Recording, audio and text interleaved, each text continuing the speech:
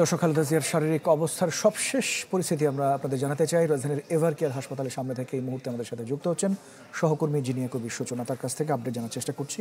সূচনা, বাংলাদেশের মানুষের প্রার্থনায় 4 দিন পর কিছুটা সাড়া দিয়েছেন বেগম খালেদা জিয়া। এই মুহূর্তে তার শারীরিক অবস্থা কেমন, মেডিকেল বোর্ড কি বলছে, সবশেষ তথ্য জানাবেন। এবং আপনার আশেপাশে অনেক মানুষ দেখতে পাচ্ছি, নেতাকর্মীরা কি সবাই এসে অপেক্ষা করছেন কিনা সেই বিষয়টি জানাবেন।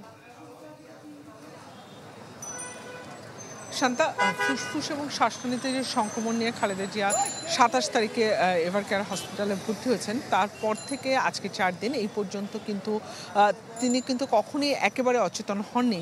তিনি কিন্তু চিকিৎসকদের কথায় বরাবরই সাড়া দিচ্ছিলেন এবং প্রতিদিনই তার ডায়ালাইসিস প্রয়োজন হচ্ছে।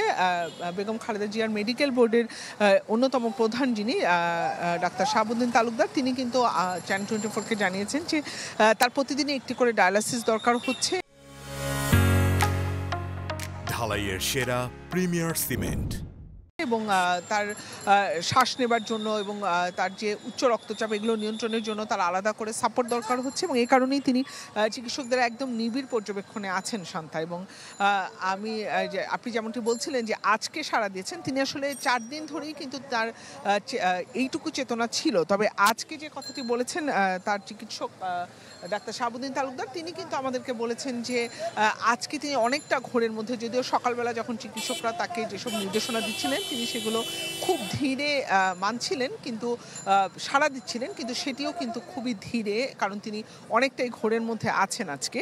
এবং তার 4র্থতম ডায়ালাইসিস কিন্তু আজকে চলছিল এবং যেই আরেকটি প্রশ্ন আপনি করেছেন যে হাসপাতালের বাইরে উৎসুক নেতাকর্মীদের ভিড় রয়েছে, আমরা দেখতে পাচ্ছি। আমরা গতকালও ছিলাম যে একদম তৃণমূল পর্যায়ের নেতা থেকে শুরু করে শীর্ষস্থানীয় নেতারা বিএনপির আসছেন এবং সাধারণ জনতারও এক ধরনের আগ্রহ রয়েছে এবং এ কারণে হাসপাতালে কিছুটা বিশৃঙ্খল পরিস্থিতি কিছুটা তৈরি হচ্ছে এবং সে কারণে বারবার হাসপাতাল কর্তৃপক্ষ কিন্তু বলছেন যে এতটা ভিড় না করতে এবং যতটা সম্ভব ততটা দায়িত্বশীল আচরণ করতে, এবং সেটি মাথায় রেখে কিন্তু নিরাপত্তাও জোরদার করা হয়েছে। শান্তা, সব মিলিয়ে এভার কেয়ারের সামনের পরিস্থিতি এই পর্যন্ত ছিল আমার কাছে।